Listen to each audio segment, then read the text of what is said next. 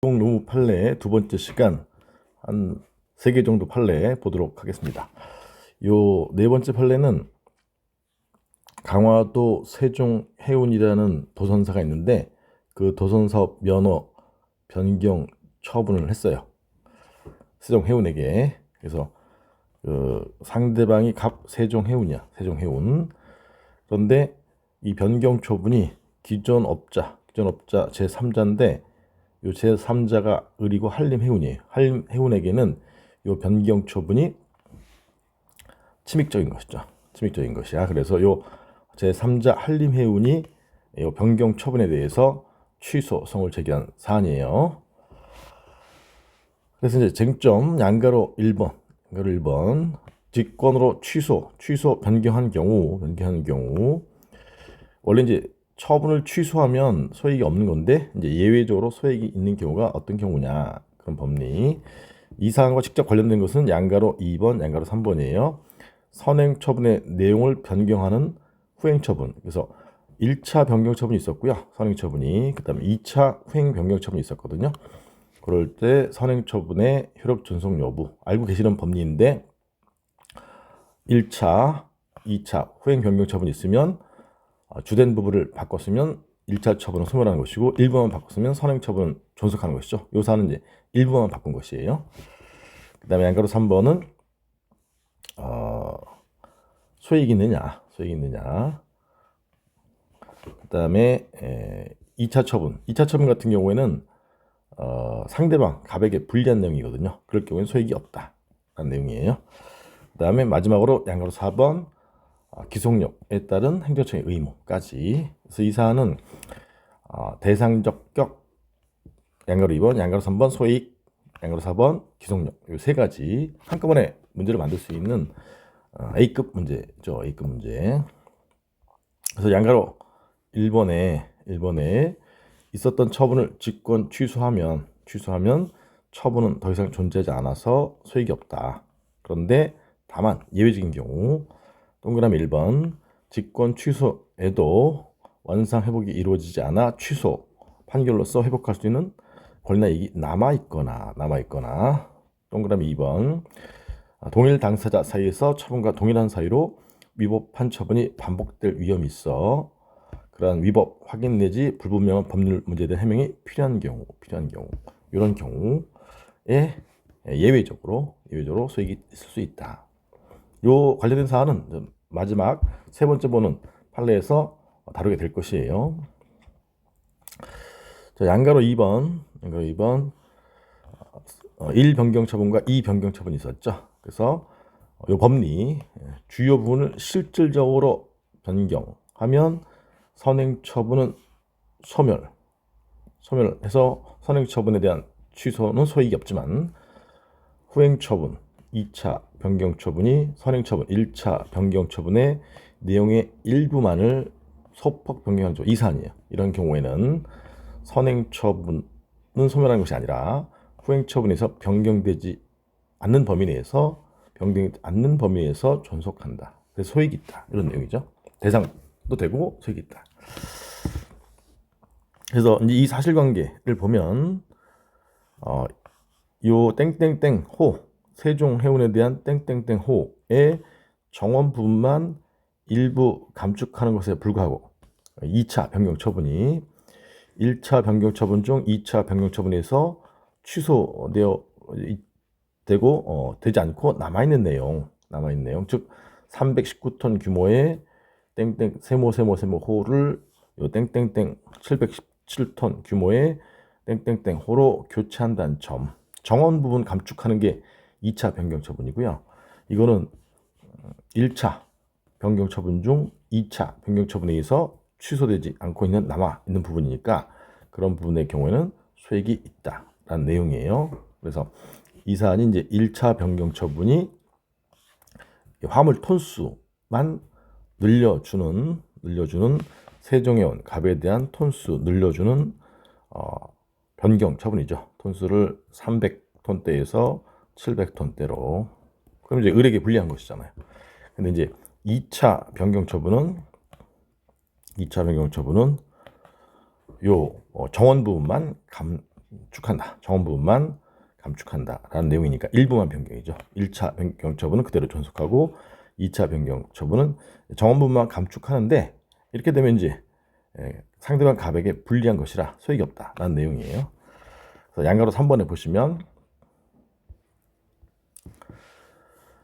경업자에 대한 2차 변경 처분이 갑에 대한 2차 변경 처분이 정원이 감축됐다. 그래서 경업자 상대방 갑에게 불리한 내용이라면 기존업자 을에게는 유리한 것이니까 결론 특별한 사정이 없는 유리할 것이므로 기존업자 을이 취소 등을 구할 소익은 없다. 그래서 2차 변경 처분에 대한 취소 소송 소익이 없어서 각하. 지금 1차 변경 처분이죠. 1차 변경 처분. 그래서 1차 변경 처분은 대상 존속하고 톤수 변경된 부분 내에서 그다음에 이제 소익이 있다라는 내용이죠. 그래서 그다음에 양가로 4번은 기속력이죠. 기속력. 요 1차 변경 처분 중 남아 있는 부분을 위법해서 취소하는 판결이 확정되면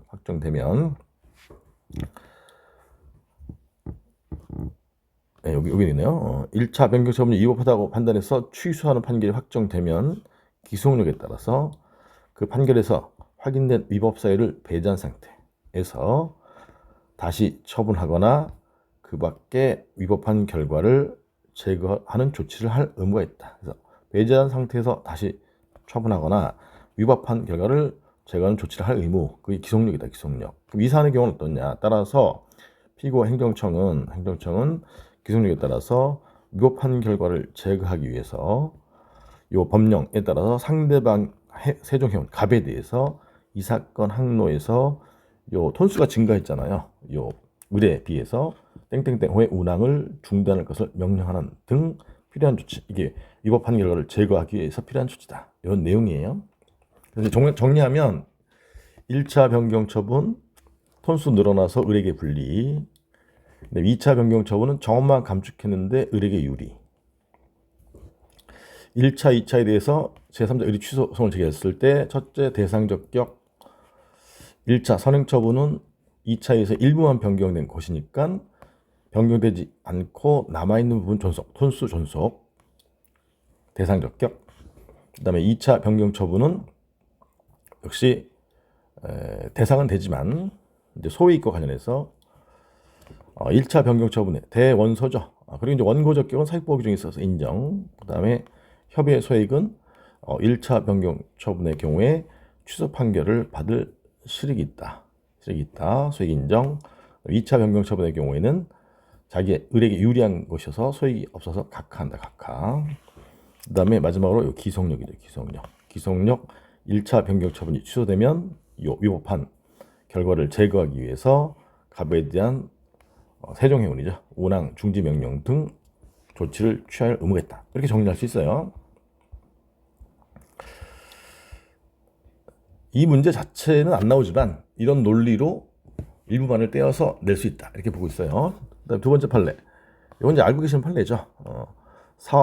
근로복지공단이 사업주에 대하여 하는 개별 사업장의 사업 종류 변경인데 여기 이제 불리한 내용으로 이제 사업 종류 변경이 되는 것이에요. 그러면 이 불리한 내용으로 변경됐으니까 국민건강공단이 사업보험료를 나중에 증가해서 부과하겠죠. 그래서 지금 요 선행 처분에 해당한 중간 행위에 해당하는 근로복지공단이 행하는 불리한 내용의 사업 종류 변경 결정은 처분에 해당한다라는 얘기고 이유는 뭐냐?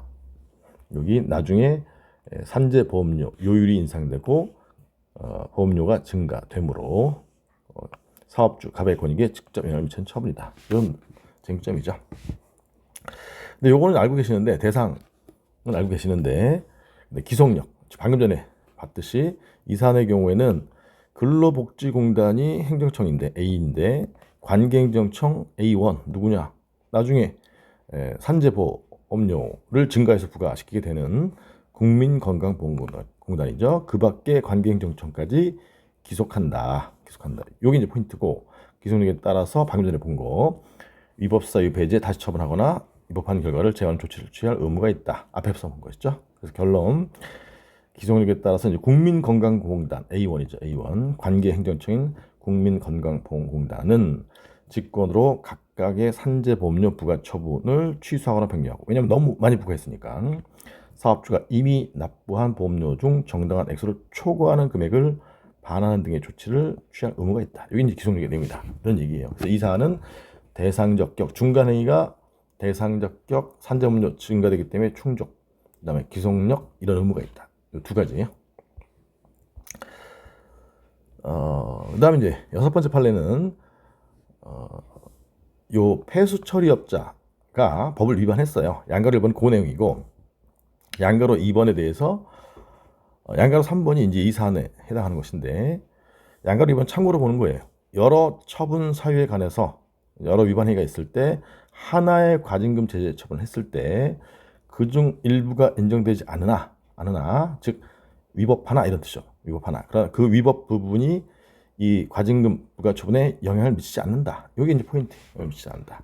그러면 이제 위법 부분에 영향을 미치지 않으니까 나머지 처분 사유 정당성이 인정된다는 말은 나머지 처분 사유로 적법하다는 얘기죠. 적법하다. 그러니까 그 처분이 위법하다 해서 취소할 수는 없다. 왜? 위법한 분이 영향을 미치지 않는 경우고, 이 사안은 이제 양가로 3번이에요.